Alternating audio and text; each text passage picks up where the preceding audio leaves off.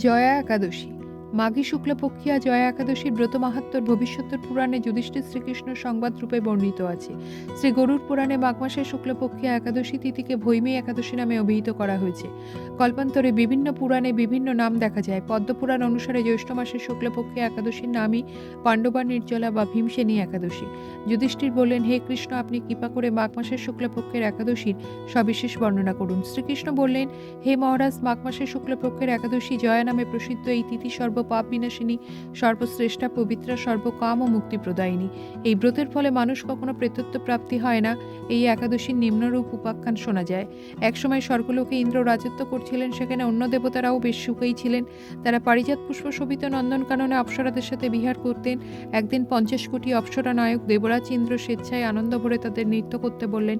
নৃত্যের সাথে গন্ধর্বগণ গান করতে লাগলেন। পুষ্পদন্ত, চিত্রসেন প্রভৃতি প্রধান প্রধান গন্ধর্বেরাও সেখানে উপস্থিত ছিলেন। চিত্রসেনের পত্নীর নাম মালিনী, পুষ্পবন্তী নামে তাদের এক কন্যা ছিল। পুষ্পদত্তের পুত্রের নাম মাল্যবান।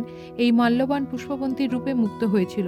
পুষ্পবন্তীর পুনঃপুন কটাক্ষ দ্বারা মাল্যবানকে বশীভূত করেছিল। ইন্দ্রের প্রীতিবিধানের জন্য তারা দুজনেই নৃত্যগীতে সেই সবাই যোগদান করেছিল, কিন্তু একে অপরের প্রতি আকৃষ্ট থাকায় উভয়ের চিত্ত বিভ্রান্ত হচ্ছিল। সেখানে তারা পরস্পর কেবল দৃষ্টিবদ্ধ অবস্থায় দাঁড়িয়ে থাকলো।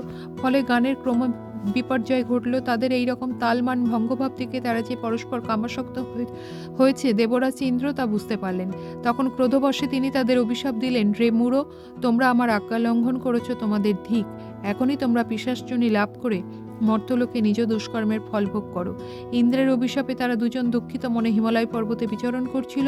পিশাচত্ব প্রাপ্ত হওয়ায় তারা অত্যন্ত দুঃখ ভোগ করতে লাগলো। হিমালয়ের প্রচণ্ড শীতে কাতর হয়ে নিজেদের পূর্ব পরিচয় বিস্তৃত হলো। এইভাবে অতি কষ্টে সেখানে দিন যাপন করতে লাগলো। একদিন পিশাচ নিজ পত্নী পিশাচীকে বলল, সামান্য মাত্র পাপ করিনি, অথচ নরক যন্ত্রণার মতন পিশাচত্ব প্রাপ্ত হয়েছি। অতএব এখন থেকে আর কখনো কোনো পাপকর্ম করব না। এইভাবে চিন্তা করে তারা সেই পর্বতে মৃতপ্রায় বাস করতে লাগলো। মাল্যবান ও পুষ্পবন্তীর পূর্ব কোনো পুণ্যবশত সেই সময় মাঘী শুক্লপক্ষিয়া জয়া একাদশীর তিথি উপস্থিত হলো। তারা একটি অশ্বত্থ বৃক্ষতলে নিরাহারে নির্জলা অবস্থায় দিবানিশি যাপন করলো। শীতের প্রকোপে অনিদ্রায় রাত্রি অতিবাহিত হলো। পরদিন সূর্যোদয়ের দ্বাদশী তিথি উপস্থিত হলো। জয়া একাদশীর দিন অনাহার ও রাত্রি জাগরণে তাদের ভক্তির অনুষ্ঠান পালিত হলো। এই ব্রত পালনের ফলে ভগবান বিষ্ণুর কৃপায় তাদের পিশাচত্ব দূর হলো। তারা দুজনেই তাদের পূর্বরূপ ফিরে পেল। তারপর তারা স্বর্গে ফিরে গেল। দেবরাজ তাদেরকে দেখে অত্যন্ত আশ্চর্য হলেন। তিনি জিজ্ঞাসা করলেন, কোন পুণ্য ফলে তোমাদের পিশাচত্ব দূর হলো? আমার অভিশাপ থেকে কে তোমাদের মুক্ত করলো? মাল্যবান বললেন, হে প্রভু, ভগবান বাসুদেবের কৃপায় জয়া একাদশী ব্রতের পুণ্য প্রভাবে আমাদের পিশাচত্ব দূর হয়েছে। তাদের কথা শুনে দেবরাজ ইন্দ্র বললেন, হে মাল্যবান, তোমরা এখন থেকে আবার অমৃত পান করো। একাদশীর ব্রতে যারা আসক্ত এবং যারা কৃষ্ণ ভক্তিপরায়ণ তারা আমাদেরও পূজ্য বলে জানবে। এই দেবলোকে তুমি পুষ্পবন্তীর সাথে সুখে বাস করো। হে মহারাজ, এই জয়া ব্রত ব্রহ্মহত্যাজনিত পাপকেও বিনাশ করে। এই ব্রত পালনের সমস্ত প্রকার দানের ফল লাভ হয়। সকল যজ্ঞ তীর্থের পুণ্যফল এই একাদশীর প্রভাবে আপনা হতে লাভ হয়। অবশেষে মহানন্দে অনন্তকাল বৈকুণ্ঠে বাস হয়। এই জয়া একাদশীর ব্রতকথা পাঠ ও শ্রবণে অগ্নিষ্টম যজ্ঞের ফল পাওয়া যায়।